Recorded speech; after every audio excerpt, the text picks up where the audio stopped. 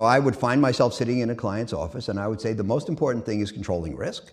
And 5 minutes later, I'd say the most important thing is buying cheap. And 5 minutes later, I'd say the most important thing is knowing where we stand in the cycle or something like that. So I wrote this, first a memo around 2002-03 called The Most Important Thing, and then this book.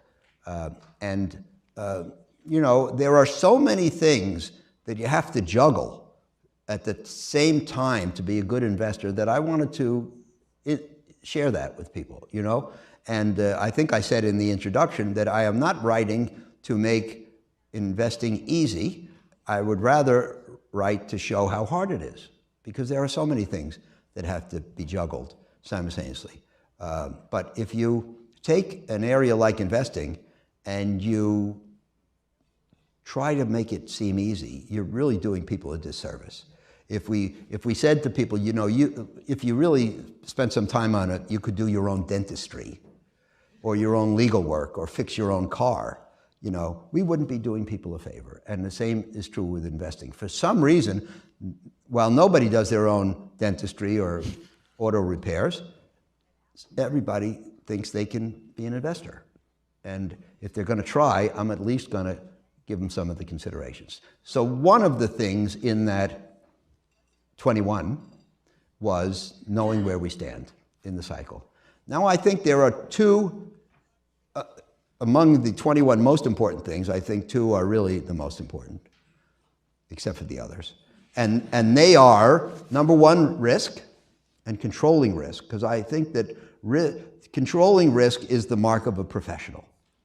Anybody can make money when the market goes up, and most of the time the market goes up. And anybody who takes above average risk can do above average when the market rises. So achieving returns is not a point of distinction in good times. In my opinion, the distinction of a superior investor is achieving returns in good times with the risk under control.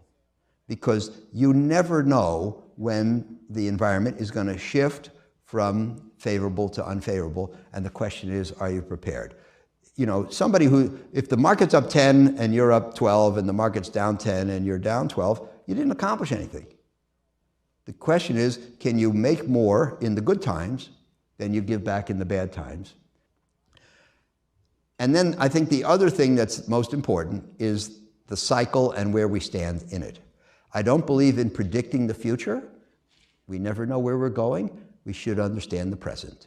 And where we are in the present, where the market is relative to its cycle, tells you something about the odds that govern the future. It doesn't tell you what's going to happen tomorrow, but I believe that we can only understand, since the world is an uncertain place filled with randomness, we can't know what's going to happen in the future. But those of us who see the world more clearly than others can have a superior understanding for the probability distribution that governs the future. What things can happen, which are most likely, which are somewhat likely, which are unlikely. If you have that consistently, you are a superior understander, and you can be a superior investor. So I think the question is, what today is the probability distribution that governs the future?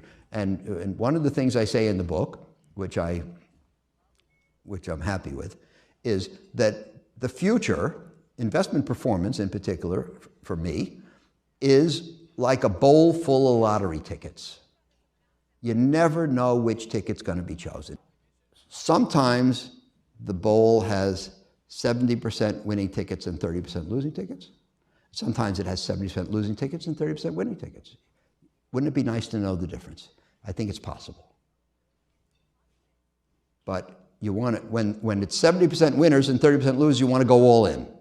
You want to invest heavily in aggressive securities. And you reach into the bowl, or maybe the gods of fate reach into the bowl, and they pull out a ticket, and it's a loser. So, as my best friend Bruce Newberg says out in California, when we play backgammon, which is a game that's dominated by dice, there are probabilities and outcomes. We can get the probabilities on our side. That does not ensure a favorable outcome, but it's the only thing we can try.